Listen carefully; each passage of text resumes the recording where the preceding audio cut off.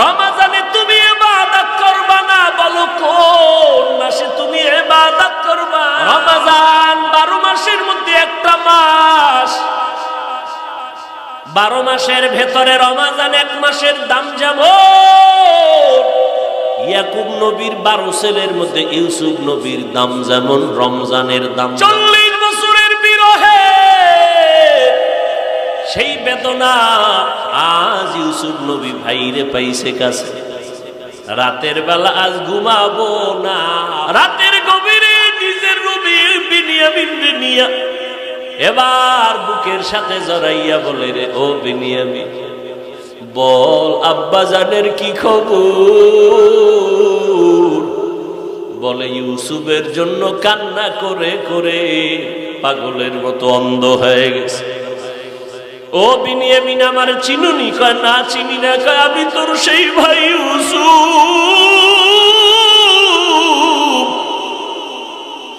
বুকের সাথে লাগাইয়া চোখের পানি, কান্নার আওয়াজ।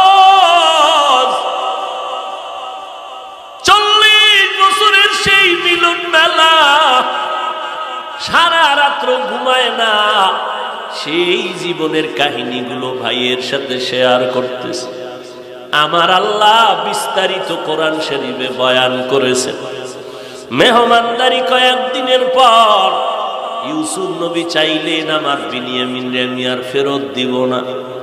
নিয়ম হইল কোন মাল যদি হারাইয়া যায়, আর হারানো মাল যার কাছে পাইবে তারে গোলাম বানাইয়া রাইখা দিবে, বন্দি, সে যেতে পারবে না। এটা ওই সময়ের নিয়ম। খানা দানা সবাইরই দিয়া এইবার বিনিয়ামিনের ব্যাগ আলাদা, 10 ভাইয়ের এক একজনের ব্যাগ আলাদা। রাজ দরবারের পানের দান বিনিয়ামিনের ব্যাগের মধ্যে কর্মচারীরে কইছে ঢুকাইয়া দিবি। ঢুকাইয়া দিয়া ইউসুফ নবী কৌশল করে এবার সবাইরে বিদায় দিলেন। শেষ ঘোষণা দিছে, রাজদরবারের পানদান পাওয়া যায় না, কে নিছে? ওই 11 জন মনে নিছে। দাঁড়াও দাঁড়াও, তাড়াতাড়ি দাঁড়াইয়া তল্লাশি করে দেখে বিনিয়ামিনের ব্যাগের ভিতরে বাদশার পানদান পাওয়া গেছে। এখন 10 ভাই মাথা পাগল হয়ে গেছে। আইন কি? যার ব্যাগে মাল পাইবে এরা রাইখে দিবে। আব্বার সাথে কসম খাইয়েছি যে এক ছেলেরে হারাইছি, এনারে আর আরামু না, নিয়ে আমু। এখন তো কি উপায়? বিনিয়ামিনরে তো আর নেওয়া যাবে না, আটকায়া গেল। শেষ পর্যন্ত 10 ভাইয়ের মাথা গরম, বাদশার কাছে আইসা কাঁদতেছে, গোপনে বলে কি এদিকে আইন আপনারা। সব আইসা বলে আমার বাবা ও এক ছেলের শোকে কান্না করে অন্ধ হয়ে গেল। আজকে আমরা কসম খেয়ে আসছি তারে নিয়ে যাব, ফেরত দেওয়ার উপায় নাই। সর্বশেষ ইউসুফ নবী তার গোপন পরিচয় প্রকাশ করেছেন। তোমরা আমার এখনো চিনো না, আমি তোমাদের সেই ভাই ইউসুফ।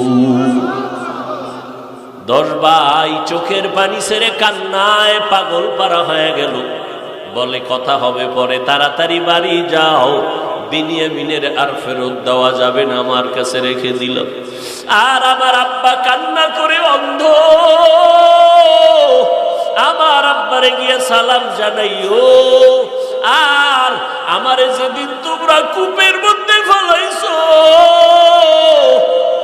ওই সময় তোমরা আমার গায়ের জামাটা খুইলা রাখছিলা, আলাদা রক্ত লাগাইয়া বাবারে ধোকা দিছো। ওই সময় আমার খালি গায়ে যখন কূপের মধ্যে রশি লাগাইয়া ফেলতেছিলা, ভেতরে যাওয়ার পরে উপর দা রশি কাটছো, আল্লাহ তখন আমার উপরে দয়া করেছেন। জিব্রাইল একটা জান্নাতি জামা নিয়া আমার বডির মধ্যে লাগায় দিছে। সেই জামা, এই জামা, যাও জামা নিয়ে যাও, আর আমার আব্বার সালাম দিয়া এই জামাটা দিও। আমার আব্বা যদি জান্নাতি জামাটা চোখে লাগায়, সাথে সাথে অন্ধ চোখ ভালো হয়ে যাবে। যাও এ জামাটা নিয়ে যাও। আর তাড়াতাড়ি আমার আম্মা আব্বাকে সবাই নিয়ে আসো। সিরিয়া থেকে বিদায় নিয়ে চলে আসো, আমার এই মিশরে তোমাদের বাসস্থান হবে। এবার বাইরে যাইয়া মা বাবারে নিয়া সবাই এক পর্যায়ে আসিয়া ইউসুফ নবীর কদমে সম্মানের সিজদা করলেন। ওই যে ইউসুফ স্বপ্নে দেখছিলেন, ইন্নী রাআইতু আহাদা আশারা কাওকাবান ওয়াশ শামসা ওয়াল কমার রাআইতুহুম লি সাজিদিন। কোথা থেকে কোথায় আনছি কথা? রমজান 12 মাসের মধ্যে একটা মাস, 12 মাসের ভেতরে রমজান 1 মাসের দাম যেমন, ইয়াকুব নবীর 12 ছেলের মধ্যে ইউসুফ নবীর দাম যেমন, রমজানের দাম তেমন। 12 ছেলে অন্যায় করার পরে ইউসুফ নবীর কারণে আল্লাহ তাদেরকে ক্ষমা করেছেন। এক ছেলের কারণে আল্লাহ 11 জনের অপরাধকে আল্লাহ মাফ করেছেন। ওলামায়ে কেরাম বলেন, 11 মাস তোরা যত অন্যায় করবি, রমজান একটা মাসের বরকতে সব মাফ হয়ে যাবে। রমজানের নাম নাই কেন কয় স্পেশাল? ও ভাই, এই রমজান আসার আগে আর কয়দিন বাকি? এই শাবানের মধ্যে একটা রাত আছে, বড় বরকতের রাত, লাইলাতুন নিসফি মিন শাবান। চাঁদ দেখা কমিটি ঘোষণা করেছে মার্চ মাসের 7 তারিখ দিন কি আর রাত হলো বরাতের রাত, যেটাকে আমরা সহজ ভাষায় বলি শবে বরাত। কোরআনের আয়াতের দ্বারাও শবে বরাতের বাস্তবতার প্রমাণ আছে, অসংখ্য হাদিস দ্বারাও প্রমাণ আছে। শবে বরাত সত্য বড় ফজিলতের রাত, লাইলাতুন নিসফি মিন শাবান। আন আলিয়্যিন রাদিয়াল্লাহু তাআলা আনহু আন্নান নবিয়্য সাল্লাল্লাহু আলাইহি ওয়াসাল্লাম قال إذا كانت ليلة النصف من شعبان فقوموا ليلها وصوموا يومها। ও উম্মতেরা, হযরত আলী রাদিয়াল্লাহু তাআলা আনহু বলেন, তোমরা যখন নিসফে শাবান পাও, শাবান মাসের মধ্যরাত মানে 14 তারিখের দিন যাইয়া রাত, 7ই মার্চ শবে বরাত, যেটাকে লাইলাতুন নিসফি মিন শাবান। নবী বলেন, রাতের বেলা ইবাদত করে কাটাও, সুযোগ হলে সময় পেলে নফলের নিয়তে রোজা রাখো। কারণ রমজানে জানো এই কথা না বলো, রোজা রাখতে কষ্ট হয়, আগের থেকেই প্রস্তুতি নাও, নামাজ পড়িয়ে একটা রাত কাটাও। রমজানে আসলেও জানো এই কথা না বলো, আমার মাজায় ব্যথা, 8 রাকাতের বেশি তারাবি পারি না, এই কথা যেন বলো না। সাবধান, পুরা নামাজ পড়বি। কেন? রমজানে একটা নফলের দাম কত? বলে ফরজের সমান। রমজানে তুমি ইবাদত করবা না, বলো কোন মাসে তুমি ইবাদত করবা? আর বরকতের কোন মাস পাইবানি, আগামী রমজান তোমার কপালে আছে কিনা তারও কোনো গ্যারান্টি নাই। এই বরকতের রাত, এই বরকতের মাস, ও ভাই ইবাদত করবেন কার? কি ঘুমাইতেছে আপনাদের? ইবাদত কার? আপনি আমার সাথে রাগ কইরা আল্লাহর ইবাদত কমাইবেন কেন? 6 বছর বয়সে মদিনার নবীর সাথে বিবাহের বন্ধন হলো। খুব খেয়াল করেন, পর্দার আড়ালে মা বোনেরা আওয়ার সুযোগ পাইছে কি? মা বোনেরা আসে নাই? যেই তুফান গেছে এতে আওয়ার টাইম হয়েছে নি? আল্লাহ মা বোনদেরে কবুল করেন। আবার আসতে বলেন কেন? মা বোনদের পক্ষে নাই আপনারা? আল্লাহ মা বোনদেরকেও কবুল করেন। আম্মা জান আয়েশা রাদিয়াল্লাহু তাআলা আনহার 6 বছর বয়সে নবীর সাথে বিবাহের বন্ধন হয়ে গেল। 9 বছর বয়সে নবীর ঘরে আসলেন কে? আম্মা জান আয়েশা রাদিয়াল্লাহু আনহা। কয় বছরে ঘরে আসছেন? আম্মা জান আয়েশার যখন 18 বছর বয়স হয়, নবী আমার জমিন থেকে বিদায় নিলেন। এইবার বলেন, আমার আম্মা জান নবীর ঘর করলেন কয় বছর? কয় বছর? মাত্র 9 বছর, 18 বছর বয়সে নবী চলে গেলেন। আর আমগো দেশের কত বোনেরা আছে যে 18 বছরে বিবাহই হয় না। আর আম্মা জানের 18 বছর বয়সে নবী বিদায় নিলেন। আম্মা জানের সাথে নবীর বিবাহ হলো 6 বছর বয়সে। 9 বছর বয়সে নবী আম্মা জানের নবীর ঘরে আম্মা জান আসলেন, ঘর করলেন মাত্র 9 বছর। আম্মা জান ডাক দিয়ে কয়, উম্মতেরা, আমি মুহাম্মদের সোহবতে যাইয়া শেষ নবীর সোহবতে 9 বছর থাকিয়া আল্লাহ আমারে কেমন বরকত দান করেছেন, আল্লাহর শুকর আমি আদায় করি। আমি আয়েশা 2000-এর উপরে হাদিসের হাফেজা হয়ে গেছি। এলমেরা এজাজু করদন বেহিসাব, এলমেরা এজাজু করদন বেহিসাব, খলকেরা দাদন জওয়াবে বাসওয়াব, আপনা দারত দোস্তে খলকা জারেরা, নিস্তে ই খসলত একে দিনদারেরা। আম্মা জান একদিন নবীরে জিজ্ঞাসা করলেন, ও নবী, আপনার হাতে গড়া ছাত্র সাহাবায়ে কেরাম দামি, অনেক দামি আমলের লাইনে কে একটু বেশি আগানো? আমলের লাইনে কে বেশি আগানো? পয়গম্বর বললেন, ও আয়েশা, আকাশের দিকে তাকাইয়া দেখো, নক্ষত্র দেখা যায়? বলে হ্যাঁ। বলে আকাশের নক্ষত্রের দিকে তাকাইয়া দেখো, অগণিত নক্ষত্র। আমার সাহাবায়ে কেরামের মধ্যে ওমরের আমল নক্ষত্রের থেকেও বেশি। আম্মা জান আয়েশা চিন্তা করলেন, আমার আব্বার নামটা কইব আগে, তা তো কইল না। কে?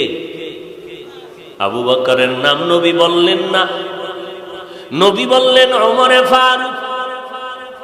আকাশের নক্ষত্রের থেকে ওমরের আমল বেশি। কে সেই ওমর? 39 জন মুসলমান আমার নবীর হাতে কালেমা পড়ে গোপনে গোপনে গোপনে কালেমার কথা কয়, নামা আল্লাহর দ্বীনের দাওয়াতের কথা, নামাজের আওয়াজ, জোরে কোনো আজান নাই, জোরে কোনো আওয়াজ নাই, গোপনে গোপনে কালেমার খেদমত করে, তালিম করে। 39 জন মাত্র মুসলমান, ওদিকে নারীর সংখ্যা হলো 11 জন। এর মধ্যেই আমার আল্লাহ ওমরের দিয়া 40-এর কোঠা পূরণ করেছে।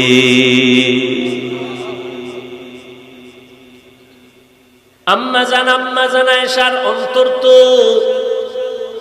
আনচান করতেছে, আব্বা জানের নামটা কেন বললেন না?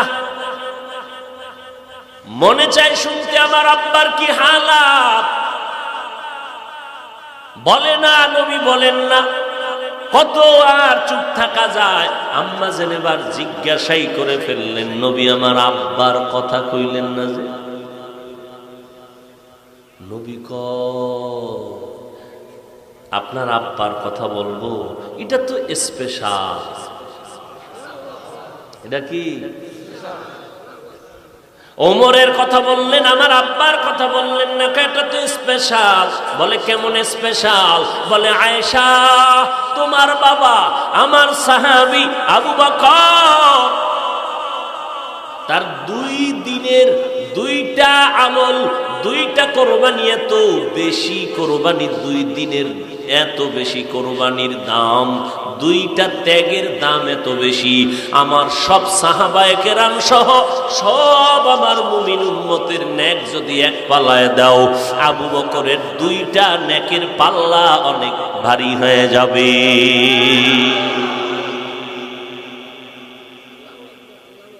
4 মাসের নামের মধ্যে কোন মাস নাই?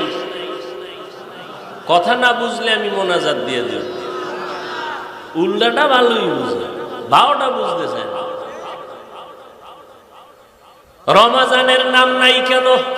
প্রশ্ন বুঝেন না, ঘুরাইয়া বুঝাইতে চাইলাম কি? আবু বকরের নাম কইলেন, আমার আব্বার নাম নাই কেন? 4 মাসের নাম আছে, রমাজানের নাম নাই কেন? রমাজানের নাম তো আলাদা, স্পেশাল। বলে কেমন স্পেশাল? বলে দুনিয়ার জমিনে যত মসজিদ দেখো সব কার ঘর?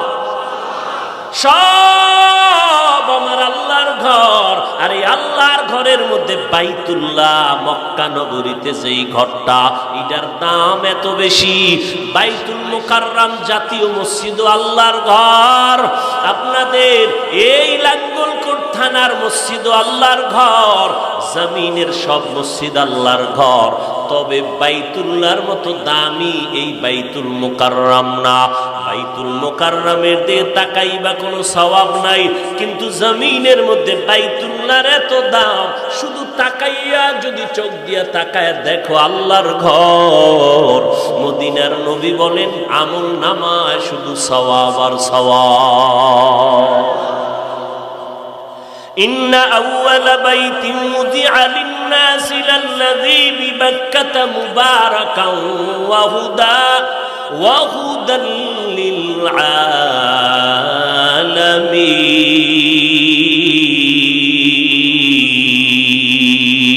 للعالمين।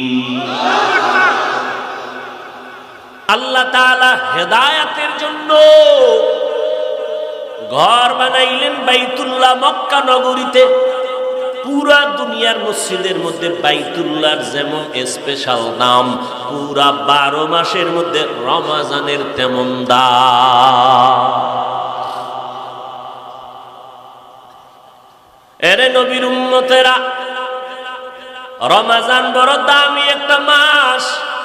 কারণ পৃথিবীতে যত শ্রেষ্ঠ কিতাব এই জমিনের মধ্যে আসছে, সব কিতাবের শ্রেষ্ঠ কিতাব হলো কোরআনুল কারীম। আল্লাহ তাআলা রমাজানের মধ্যে অবতীর্ণ করেছেন। এরে নবীর উম্মতের দল, এই রমাজানে আল্লাহ কোরআন নাজিল করেছেন। রমাজান এত বড় দামি একটা মাস।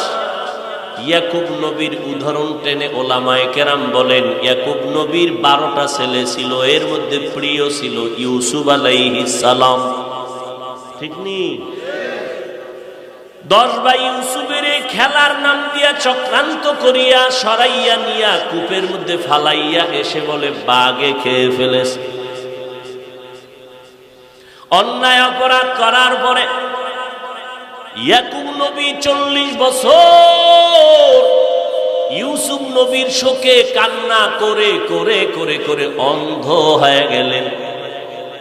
আমার আল্লাহ সেই কূপের থেকে ইউসুফের নিয়া মিশরের অর্থমন্ত্রীর চেয়ারের মধ্যে আমার আল্লাহ বসাইয়া দিলেন। তোমরা যতই কূপে ফালাইতে চাও, মাথা যেন উঁচু করতে না পারে।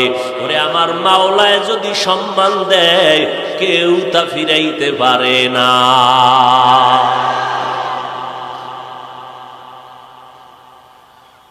যতই চক্রান্ত করুক না কেন, আমার আল্লাহর কুদরতের ফয়সালা, বান্দা যা চায় তা হবে না, আল্লাহ যা চাইবেন তাই হবে।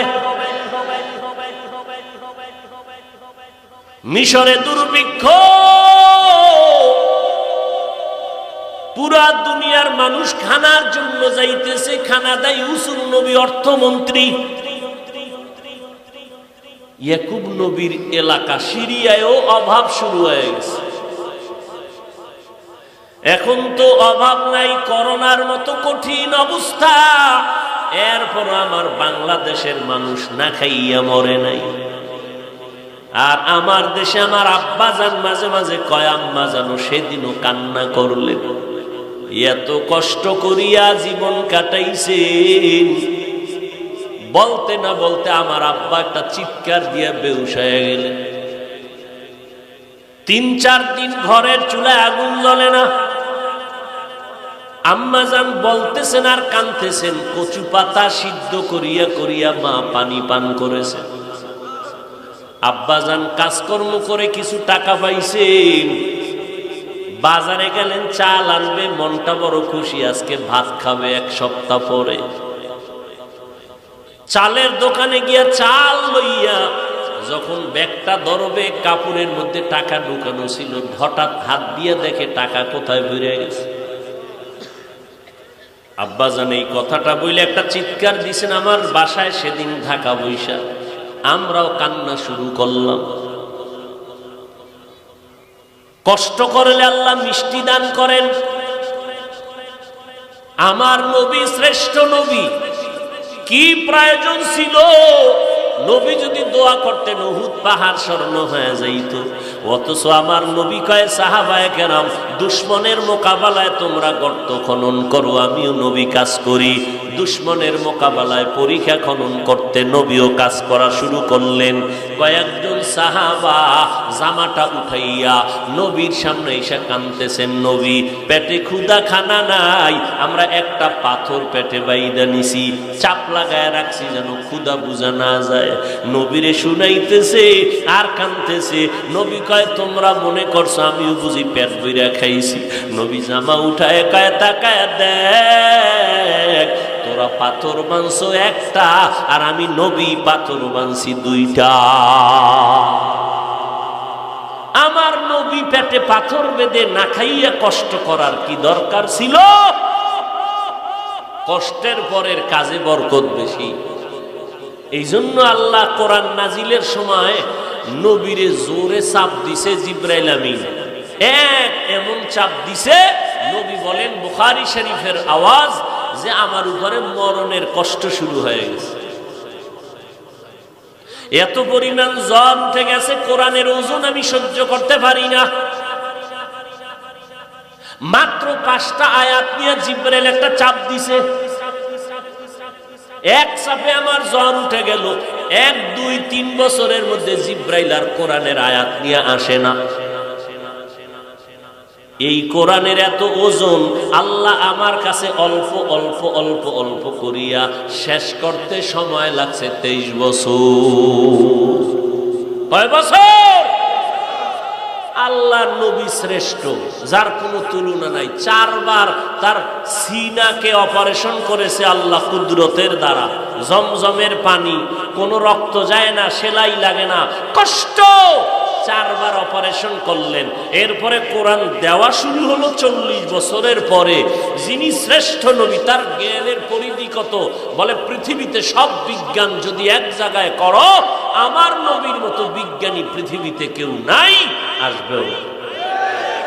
আমার নবী শ্রেষ্ঠ দার্শনিক, আমার নবী শ্রেষ্ঠ ঐতিহাসিক।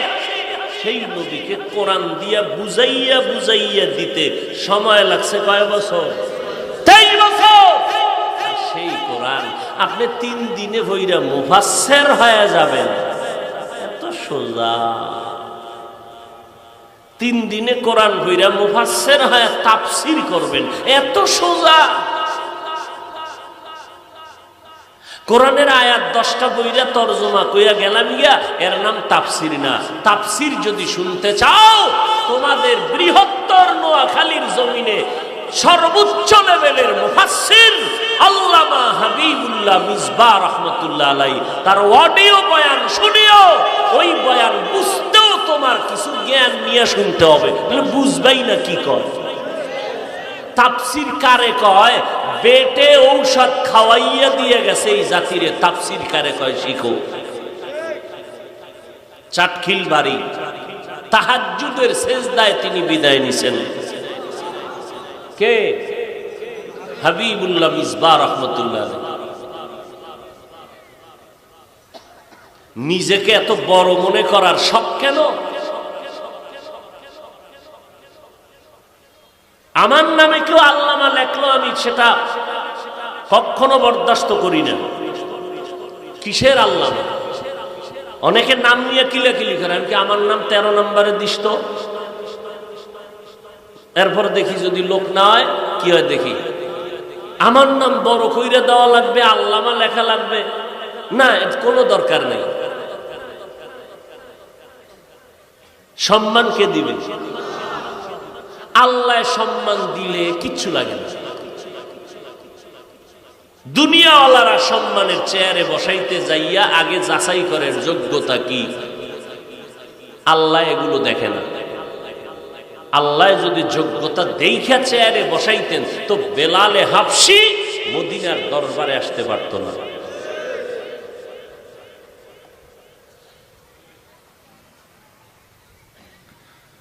হা ভাইরা আমার,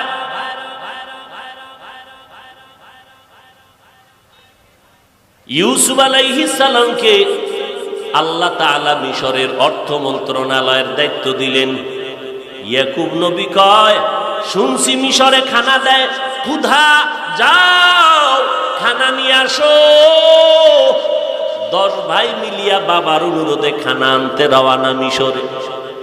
যখনই মিশরের এরিয়ায় ঢুকছে, ইউসুফ নবী তো বসা, কর্মচারীরা খানা দেয় লাইনে দাঁড় করাইয়া। ইউসুফ নবীর নজর হইয়া গেছে,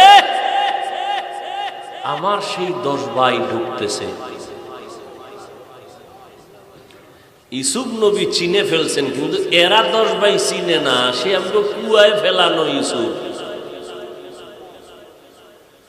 ইউসুফ নবী বললেন, এদের আলাদা করো, এই তোমরা এদিকে আইও। সবাই, আপনারা কেমন আছেন? সবাই খানা নিয়ে দৌড়ে গেল, মাইপে খানা দিল। আমাকে খবর টবর নেই, মানে আমাকে কপাল খুলছে, আমরা খানা বেশি পাবো। আসেন আসেন বসেন, এদের মেহমানদারি করো। আপনারা কেমন আছেন? আলহামদুলিল্লাহ ভালো। আপনারা কোথা থেকে আসছেন? সিরিয়া থেকে। ও, আপনারা কয় ভাই? আমরা 11 ভাই। আর এক ভাই কে? আর এক ভাই বাড়ি। নাম কি? বিনিয়ামিন। আপনার ভাইটাই আসিল নি? আর একজন আসিল। কি নাম? এই ভাই কই? কয় আরে বাগে খেয়ে গেছে।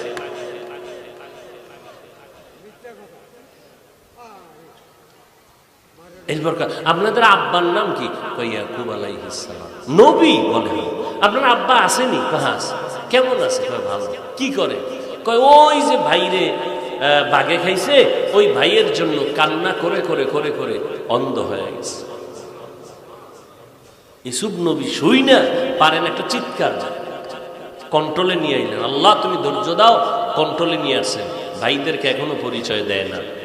মেহমানদারি ইচ্ছা রকম করাইয়া কর্মচারীর জনমের মতো খানা বইরে দে বস্তায় দিয়া, টাকা টাকা আনছেন কিছু, হয় আমাদের পুরান দুরান কিছু টাকা আছে, এগুলো নিয়ে আসে। দেন দেন, টাকা দেন। টাকা নিছে, কর্মচারীরে কইছে খানার ভিতরে টাকা দিয়ে আবার গোপনে ঢুকাই দিবি বস্তার ভিতরে, সব দিয়ে দিবি যা। এইবার দিছে, বিদায় দিয়া যাওয়ার সময় কইছে, খানা কিন্তু বেশি দিন থাকবে না, শেষ হইলে আবার আইয়েন, তবে একটা শর্ত, আপনাকে আর এক ভাই আছে না বিনিয়ামিন, এর নিয়ে আইয়েন, নাহলে খানা দেওয়া হবে না। বিনিয়ামিন ইউসুফ নবীর আপন না, চলে গেছে। বাড়িতে এসে আব্বা যান, বাদশা বড় ভালো মানুষ, এইরকম আপ্যায়ন করেছে, সবাই মেপে মেপে খানা দিয়েছেন, আমাদের মাপে নাই, বস্তা ভরে দিয়েছেন। আবার যাইতে বলেছেন শেষ হইলে, তবে একটা শর্ত লাগাইছেন বিনিয়ামিন রে নিয়ে যাওয়ার জন্য।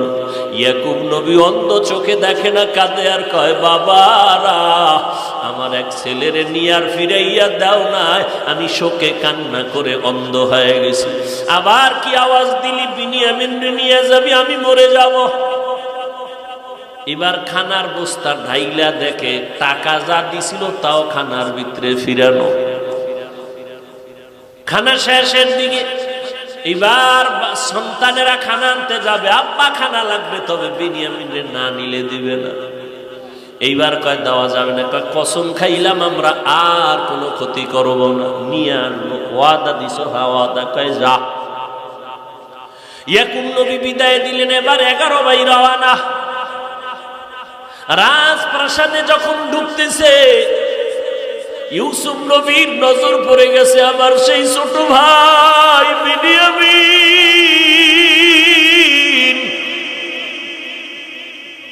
এদের ডাইকা রাজ দরবারে নিয়ে বলে, আপনারা 2-3 দিন মেহমান থাকবেন আমার রাজ দরবারে। রাত হয়ে গেল, খানা দানা দিয়া বলে, এবার আমি সুন্দর ব্যবস্থা করছি। কি? কয় আমি আপনাদের জন্য রুম সাজাইছি, 2 ভাই এক রুমে থাকবেন, আবার পরের রুমে 2 ভাই, পরের রুমে 2 ভাই, পরের রুমে 2 ভাই, এইভাবে 2জন এক এক রুমে শোয়াইয়া আরাম করতে থাকেন। এবার 10 ভাইরে 5 রুমে ঢুকাইয়া দেওয়ার পরে বাদ রইল কে? বিনিয়ামিন। ইউসুফ নবী কয় এখন এই এক ভাই সবার ছোট আপনাদের, এরে একাকি এক রুমে রাখা যায়?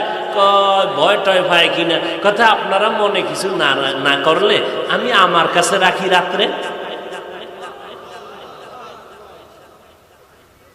বড় ভাই খুশি, সবাই খুশি। আরে বাদশার কাছে যদি আমাকে বাইরে রাখে তাতে আমরা খানা আরো বেশি পাবো।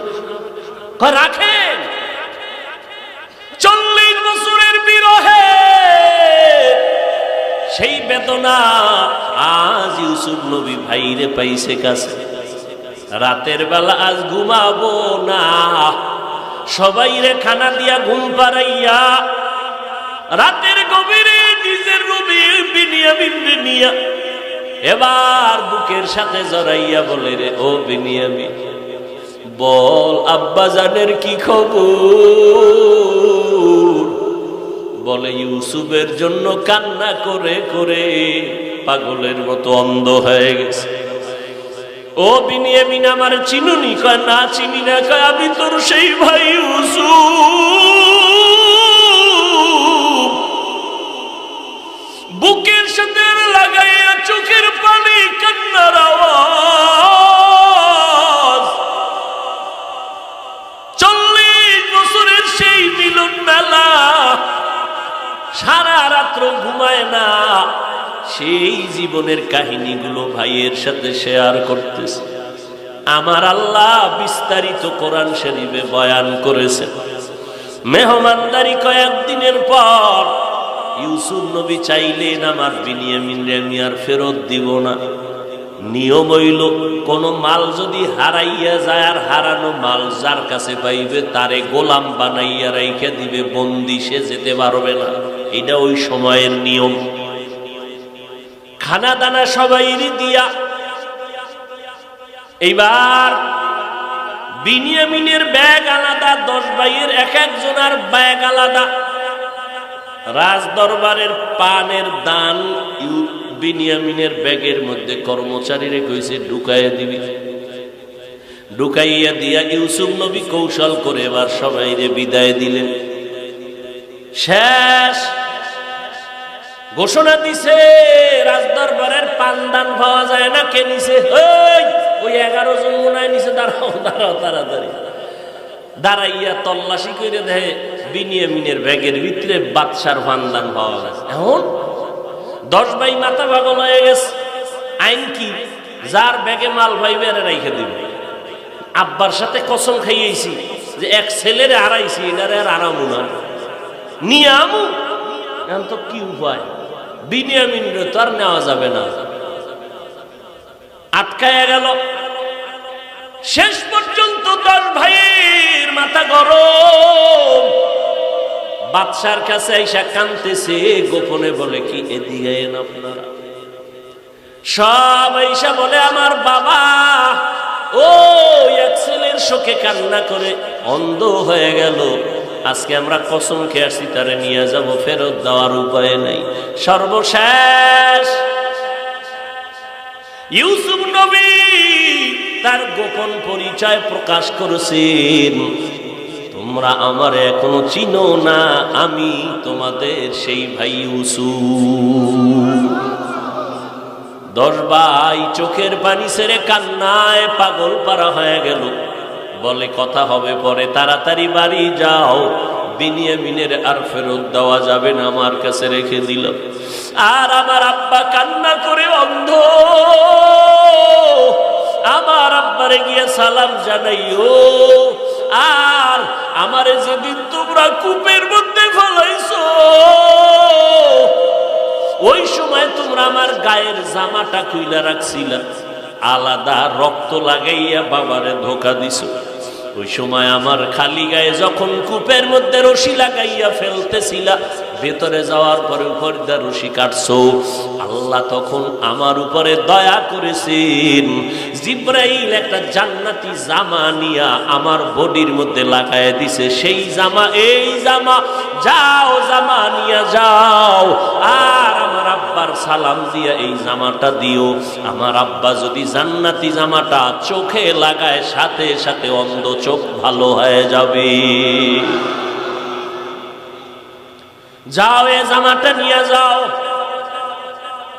আর তাড়াতাড়ি আমার আম্মা আব্বাকে সবাই নিয়ে আসো, সিরিয়া থেকে বিদায় নিয়ে চলে আসো, আমার এই মিশরে তোমাদের বাসস্থান হবে।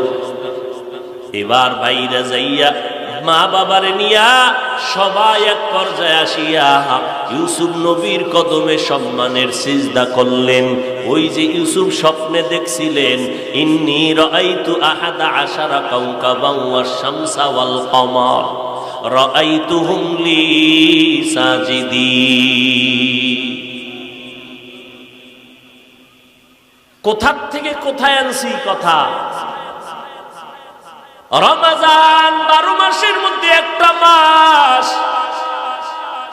12 মাসের ভেতরে রমজান 1 মাসের দাম যেমন, ইয়াকুব নবীর 12 ছেলের মধ্যে ইউসুফ নবীর দাম যেমন, রমজানের দাম তেমন। 12 ছেলে অন্যায় করার পরে ইউসুফ নবীর কারণে আল্লাহ তাদেরকে ক্ষমা করেছেন। এক ছেলের কারণে আল্লাহ 11 জনের অপরাধকে আল্লাহ মাফ করেছেন। ওলামায়ে কেরাম বলেন, 11 মাস তোরা যত অন্যায় করবি, রমজান একটা মাসের বরকতে সব মাফ হয়ে যাবে। রমজানের নাম নাই কেন কয় স্পেশাল? ও ভাই, এই রমজান আসার আগে আর কয়দিন বাকি? এই শাবানের মধ্যে একটা রাত আছে, বড় বরকতের রাত, লাইলাতুন নিসফি মিন শাবান। চাঁদ দেখা কমিটি ঘোষণা করেছে মার্চ মাসের 7 তারিখ দিন কি আর রাত হলো বরাতের রাত, যেটাকে আমরা সহজ ভাষায় বলি শবে বরাত। কোরআনের আয়াতের দ্বারাও শবে বরাতের বাস্তবতার প্রমাণ আছে, অসংখ্য হাদিস দ্বারাও প্রমাণ আছে। শবে বরাত সত্য বড় ফজিলতের রাত, লাইলাতুন নিসফি মিন শাবান। আন আলিয়্যিন রাদিয়াল্লাহু তাআলা আনহু আন্নান নবী সাল্লাল্লাহু আলাইহি ওয়াসাল্লাম قال اذا كانت ليله النصف من شعبان فقوموا ليلها وصوموا يومها। ও উম্মতেরা, হযরত আলী রাদিয়াল্লাহু তাআলা আনহু বলেন, তোমরা যখন নিসফে শাবান পাও, শাবান মাসের মধ্যরাত মানে 14 তারিখের দিন যাইয়া রাত, 7ই মার্চ শবে বরাত, যেটাকে লাইলাতুন নিসফি মিন শাবান। নবী বলেন, রাতের বেলা ইবাদত করে কাটাও, সুযোগ হলে সময় পেলে নফলের নিয়তে রোজা রাখো। কারণ রমজানে জানো এই কথা না বলো রোজা রাখতে কষ্ট হয়, আগের থেকেই প্রস্তুতি নাও, নামাজ পড়িয়ে একটা রাত কাটাও। রমজানে আসলেও জানো এই কথা না বলো, আমার মাজায় ব্যথা, 8 রাকাতের বেশি তারাবি পারি না, এই কথা যেন বলো না। সাবধান, পুরা নামাজ পড়বি। কেন? রমজানে একটা নফলের দাম কত? বলে ফরজের সমান। রমজানে তুমি ইবাদত করবা না, বলো কোন মাসে তুমি ইবাদত করবা? আর বরকতের কোন মাস পাইবানি, আগামী রমজান তোমার কপালে আছে কিনা তারও কোনো গ্যারান্টি নাই। এই বরকতের রাত, এই বরকতের মাস, ও ভাই ইবাদত করবেন কার? কি ঘুমাইতেছে আপনাদের? ইবাদত কার? আপনি আমার সাথে রাগ কইরা আল্লাহর ইবাদত কমাইবেন কেন? আজীব ব্যাপার। ওমরে ফারুক রাদিয়াল্লাহু তাআলা আনহু সাহাবায়ে কেরামদের ঐক্যমতে 20 রাকাত তারাবি চালু করলেন। কয় রাকাত? আপনি ওমরের সাথে রাগ কইরা তারাবি কম পড়বেন কেন? আপনি আবু হানিফার সাথে রাগ করে তারাবি কম পড়বেন কেন? রমজান এক নফল ফরজের সমান, যত পারেন বেশি পড়বেন। আচ্ছা 8 কেন? এরপরে আমরা তর্কে যাব না, আমি একটা মুহাব্বতের সমাধানমূলক কথা বলি, খেয়াল করেন। যদি কেউ বলেন আমি 8 রাকাত পড়বো, তারাবি আর পড়বো না, তার কাছে আমার বিনয়ের অনুরোধ, আল্লাহর মুহাব্বতের অনুরোধ, আমি আল্লাহর জন্য বলতেছি, নবীর মোহব্বতে বলতেছি, আমার আব্বার মোহব্বতে বলি না, আমি আমার কোনো ব্যক্তি পিসাবের মোহব্বতে বলি না। এই যত বয়ান করি, যা বলি, আমি আল্লাহর মোহব্বত নিয়ে বলেছি, আমি নবীর মোহব্বতের দিকে খেয়াল করে বলেছি। এই জন্য যতই বিরোধিতার গান আসছে, সর্বশেষ সাগা তোমার ধন্যবাদ আমি বান্দার কপালে আসছি। যত প্রপাগান্ডার বিরোধিতা, সর্বশেষ ফলাফল আমারটাই আল্লাহর শুকর, আমার মাথার কপালের চাঁদ হয়ে গেছে। কেন? আমি কাউকে আক্রমণের নিয়তে কিছু বলি নাই, আল্লাহর জন্য বলেছি, রসুলের জন্য বলেছি। কেউ আলেমরে গালি দিবে, তা আমি মানি না, এজন্য প্রতিবাদ করেছি। কেউ কোরআন শরীফের মধ্যে ভেজাল আছে বলছে, আমি প্রতিবাদ করেছি। নবীরা অন্যায় করেছেন এ কথা বলায় আমি প্রতিবাদ করেছি। আমি মুসলমান। আজকে সেই মোহাব্বতের দাবিতে আজকে বলে যায়, আল্লাহ আকল দিছে, পশুরে আল্লাহ আকল দেয় নাই, আল্লাহ মানুষের আকল দান করেছেন। একটু চিন্তা করবেন বিবেক দিয়া। যারা 8 রাকাত তারাবি পড়বেন, তাদের কাছে আমার বিনয়ের সমাধান, আপনি ঠিক আছে 8 রাকাতই তারাবি পড়িয়েন, কোনো বাধা নাই, তবে বাকি 12 রাকাত নফলের নিয়তে পড়িয়া 20 রাকাত ওলাদের সাথে একসাথে নামাজ পড়ে বের হবেন। কোরআনের খতমের সওয়াব পাবেন। যত কোরআন শুনবেন সওয়াব, আল্লাহর ঘরে যত থাকবেন তত বরকত। আপনি 20 রাকাত তারাবি পড়ার যদি চিন্তা না করেন, 8 রাকাত তারাবির নিয়তে পড়িয়া বাকি 12 রাকাত নফলের নিয়তে পড়ে নিবেন। এতেও তো আপনার কোনো সমস্যা হওয়ার কথা না। ঠিক আছে, আপনি 8 রাকাত পড়েন, বাকি 12 রাকাত নফলের নিয়তে পড়েন। কারণ রমাজানে 1 নফল একটা ফরজের সমান, আপনি ছাড়বেন কেন? হ্যাঁ, যদি জরুরি কোনো ওজর থাকে তাহলে আপনি 4 রাকাত পরে চলে যান, কোনো নিষেধ নাই। আপনি 10 রাকাত পরে চলে যান। আপনি মরেন আর বাঁচেন, যদি পাক্কা নিয়ত করেন যে মরলেও 8 বাঁচলেও 8, এমন কেন? নামাজ যত বেশি পড়বেন আল্লাহ তত খুশি। আমি যদি 11 মাস অর্ডার দেই, এই যুবকেরা খেয়াল করেন ভাই, আমি যদি আজকে ঘোষণা দেই 11 মাস রমাজান ছাড়া, প্রতিদিন আমি ফজরের নামাজের আগে 5000 টাকা দিব। কাম কি? কাম হইল ফজরের আজানের 1 ঘন্টা আগে 2 রাকাত তাহাজ্জুদ পড়বেন। একদিনের তাহাজ্জুদ 2 রাকাত, ফজরের পরে না আগে, আগে দিব 5000। একজনে টাকার লোভে 2-3 দিন ভইরা আইয়ে কইব হুজুর টাকাটা ফিরে নেন, এই আমার দ্বারা সম্ভব না। কথা ঠিক, কিন্তু রমাজানের অবস্থার দিয়ে তাকান, সাহারি খাওয়ার পুরা টাইম হলো তাহাজ্জুদের টাইম। কিন্তু কপাল বড় খারাপ, বাঙালি এত খাওয়ার পাগল, মুখ ধোয়ারও টাইম নাই, খাইতে খাইতে আজান ঠেকায়া দেয়, তারপরও তাহাজ্জুদ পড়ে না। 11 মাস 5000 টাকা কইরা দিলেও কেউ পারবে না। আর রমাজান কেমন একটা বরকতের মাস, পুরা সাহারি খাওয়ার টাইম তাহাজ্জুদের টাইম। কপাল খারাপ, তাহাজ্জুদ পড়ে না। খাইতে খাইতে বাঁকা মাজাডারে সোজা করে ফেলাইছে। এবার মসজিদে যাইতে লাগবে 3 মিনিট, এত বেশি খাইছে। এবার ম্যাডাম রে কয় বালিশ রেডি করার, মসজিদে যাওয়ার শক্তি নাই, যে খাওয়া খাইছি বইয়া বইয়াও পারবো না, হুইয়া হুইয়া নামাজ পড়ে ঘুমান লাগবে। এত খাওয়া খায়, অথচ 2 রাকাত তাহাজ্জুদ নামাজ পড়ে না। ভাইজান, আপনি ঘুমের থেকে ওইটা তাহাজ্জুদ পড়বেন, ওযু করে 2 রাকাত নামাজ পড়ে আল্লাহকে বলবেন।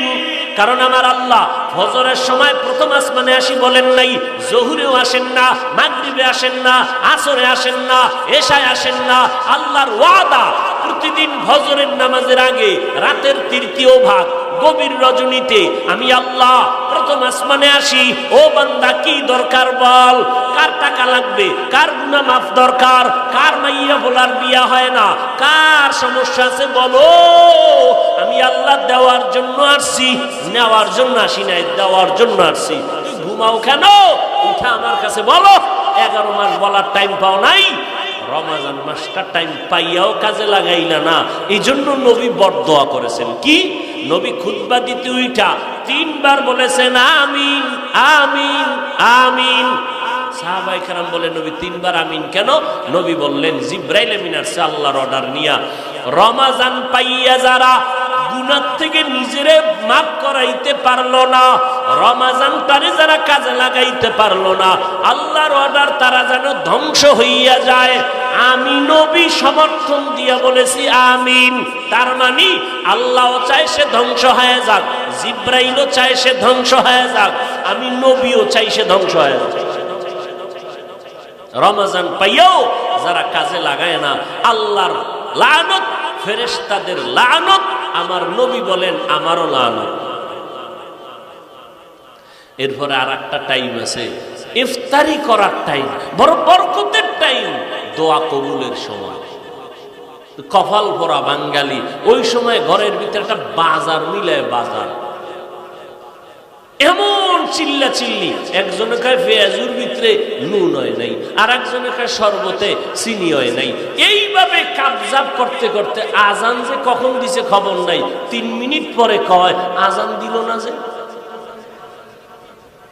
আজান যে দিছে এরা বাজারের রোজাদারের পুরস্কার ফেরেশতারা জানে না, আল্লাহকে এটা তো হাতে দেব না। কি? আমি রোজাদারের পুরস্কার আমার নিজের হাতে দেব। এই এক অর্থ। আর এক অর্থ, রোজাদার পুরস্কার আমি আল্লাহ নিজেই তোর হয়ে যাব।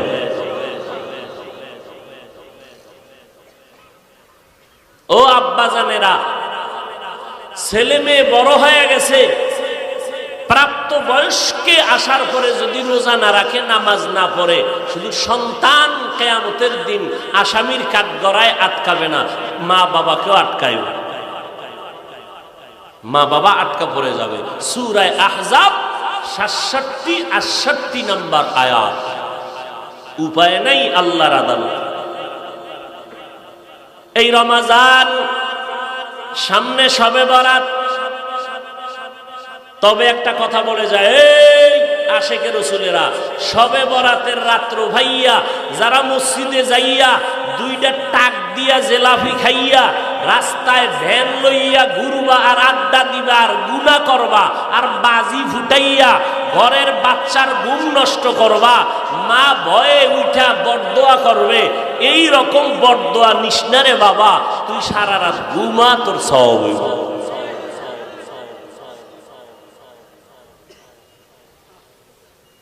খবরদার, শবে বরাত মানি বিড়ি টানা, শবে বরাত মানি রাস্তায় আড্ডা দেওয়া, শবে বরাত মানি বাজি ফুটানো। যারা এই আকামগুলো করবা, মায়ের বরদোয়া তোমার কপালে আসবে ওই বরকতের রাত্রে। এমন কইরো না বাবা, পারলে নামাজ পড়ো, না হয় ঘুমাও, এতেও সওয়াব ওই গুনাহ থেকে। খবরদার। ও যুবক ভাইরা আমার, আপনার মতো কত যুবক স্কুল কলেজে পড়ে, চাকরি করে, ব্যবসা করে, নবীর তরিকা মতো চলে, অভাব নাই। আপনি আর কতদিন অপেক্ষা করবেন? কয়দিন আর হায়াত আছে? আজকে আপনি এখন বয়ান শুনেন, আগামীকাল এই টাইমে হতে পারেন আপনি হসপিটালের রোগী। ও যুবক, পায়ে হাত রেখে বলে গেলাম, মনটারে বুঝাইয়া দেখো রে বাবা, আমরা তো এই কথা বলি না, তোমরা টুপি পরিয়া দাড়ি রেখে আমগো মতো বড় হাজি সাহেব হয়ে যাও না। স্কুলে পড়ো, আলহামদুলিল্লাহ, ডাক্তার হও, ইঞ্জিনিয়ার হও, তুমি একজন প্রফেসর হও, কোনো বাধা নাই। 5 বেলার নামাজ পড়ো, মা বাবার দোয়া নিয়ে চলো, উলামায়ে আহলে হকের পরামর্শ নিয়ে চলো। জীবনে যত গুনাহ করেছো, আমার আল্লাহ কিছু কিছু বিশেষ টাইম দান করেছেন ক্ষমার জন্য। এই কদরের রাত, বরাতের রাত, এই শাবানের বিশেষ টাইম, মাগরিবের আগের টাইম, দোয়া কবুলের সময়। জুমার দিন আপনারা যখন মসজিদে যান, ইমাম সাহেব যখন ওই খুতবা দিয়া বসে, আর একটা খুতবা দিবে, এর মাঝখান সময় দোয়া কবুলের সময়, যখন বৃষ্টি পড়বে ওই সময় দোয়া কবুলের সময়। আল্লাহর কাছে দোয়া করিয়া গুনাহ থেকে বাঁচরে বাবা। এই চোখের সামনে আলহামদুলিল্লাহ, এই চোখের সামনে তাকাইয়া দেখো, তোমার মতো যুবক যদি স্কুল কলেজে পড়িয়া নবীর তরিকা মানতে পারে, আর নবীর আদর্শ মানার কারণে সম্মান তো কমে নাই। দুনিয়ার সব কোটিপতি, দুনিয়ার সব সম্মানিত ব্যক্তিরা কোরআনওয়ালা নবীর আদর্শওয়ালারে সম্মান করে, তুমি কেন এই নবীর আদর্শ মানতে পারবা না? পেছনে যত অপরাধ করেছো, আল্লাহ তওবার দরজা দিয়ে ডাকে, বান্দা তওবা করো, আমি জীবনের গুনাহ মাফ করে দিব। আল্লাহর কাছে বলতে থাকো, রে বাবা আর জীবনে নামাজ ছাড়বা না, বেপরদায় চলবা না, মা বাবারে কষ্ট দিবা না, নবীর তরিকার বাইরে চলবা না, আল্লাহর নবীর সুন্নাত অনুযায়ী চলবা, নবীর আদর্শের মালা গলায় লাগাবা, স্কুল কলেজে পড়িয়াও নামাজ ছাড়বা না, মা বাবার দোয়া নিয়ে চলবা, ওলামায়ে কেরামের নেক নজর আর পরামর্শ নিয়ে চলবা, কারো অভিশাপ নিবা না, কারো বরদোয়ার পাত্র হইবা না, আল্লাহর মোহাব্বত নিয়ে চলো। যদি পেছনের গুনাহ থাকে আল্লাহকে বলে বলে ক্ষমা নিয়ে নাও, মনে মনে আল্লাহকে বলো, আল্লাহ তুমি আমারে মাফ করে দাও, কুদরতের হাতে কবুল করে নাও, আজকে থেকে নামাজ ছাড়বো না, বেপরদায় চলবো না, দাড়ি আর কাটবো না, নবীর তরিকার বাইরে চলবো না, মা বাবার বরদোয়া নিব না, ওলামায়ে কেরামের বিরুদ্ধে আচরণ করব না। ও আল্লাহ তুমি আমার তওবা কবুল করে নাও। ও আল্লাহ আমার কুদরতের মালিকেরে বলো, রে যুবক, এই বয়সে কত যুবকের লাশ কবরে চলে গেল, এই বয়সে কত যুবকের জানাজার ইমামতি করলাম, ও ভাই জানেরা, কত চোখের সামনে আপনজন চলে গেল, এমন একটা দিন নাই যুবকের লাশের খবর নাই। আল্লাহর কাছে তওবা করো রে বাবা, কয়দিন আর বাঁচবা? আল্লাহর মোহাব্বত নিয়ে নবীর তরিকা নিয়ে চলো, কারণ দুনিয়াতে নবীর তরিকা ছাড়া দুনিয়াতেও শান্তি নাই, পরকালেও শান্তি নাই।